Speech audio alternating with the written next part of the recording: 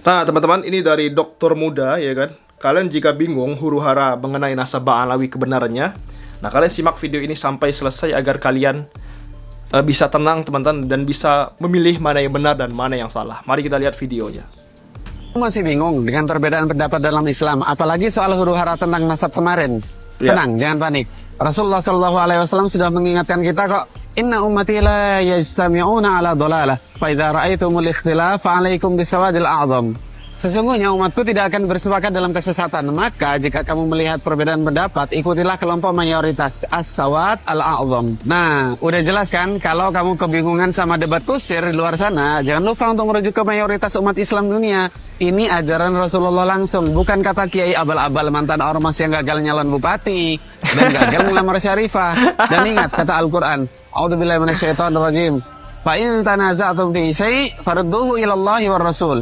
Kemudian jika kamu berselisih tentang sesuatu, kembalikanlah ia kepada Allah dan Rasulnya. Allah udah kasih tahu kalau debat makin ngawur, solusi finalnya apa? Kembalikan ke Allah dan Rasulnya. Jangan pakai logika mentah atau emosi yang meledak-ledak, tapi pakai dasar yang jelas. Jadi, kalau kamu masih ke bawah arus hoax soal nasab atau isu lain, lebih baik diam dan ikuti pendapat mayoritas bahwa para ulama selevel Hadratus Syekh Hasyim Asy'ari, Syekh Muhammad Mahfud Termas, Kiai Haji Abdul Alim bin Abdul Jalil Sidogiri, Syekh Nawawi Al-Bantani aja mengakui nasab Alawi.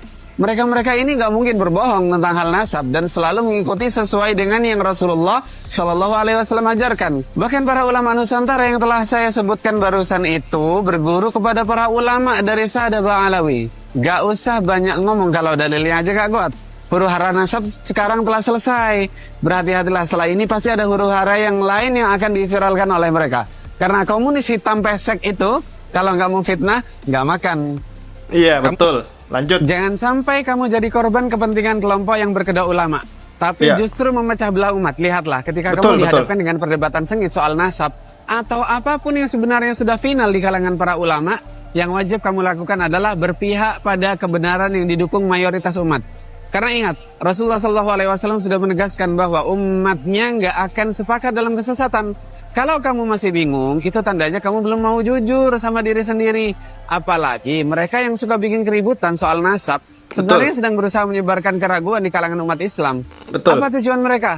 Kepentingan duniawi, kekuasaan, dan popularitas semata. Mereka nggak peduli dengan kebenaran yang sudah jelas. Bahkan para ulama Al-Hafidh As-Sakhawi, Syekh Yasin Al-Fadani, Syekh Yusuf An-Nabahani sudah mengakui kebenaran nasab Alawi.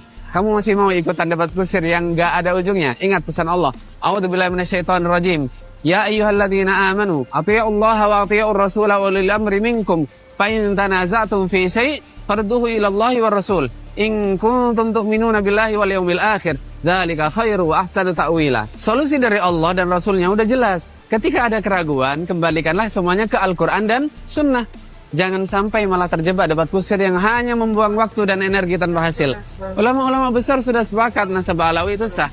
Jadi jangan gampang dibodohi ya oleh kelompok yang doyan menyebar fitnah.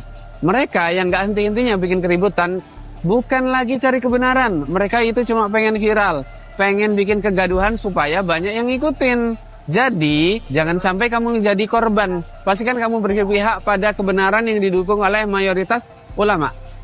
Inna ummati la tajtami'u ala dhalalah, kata Rasulullah. Perhatikan, siapa yang sering bikin huru-hara? Biasanya mereka yang merasa nggak puas karena nggak bisa mendapatkan kekuasaan atau perhatian. Udah gagal di politik, gagal di ormas, akhirnya nyerang nasab.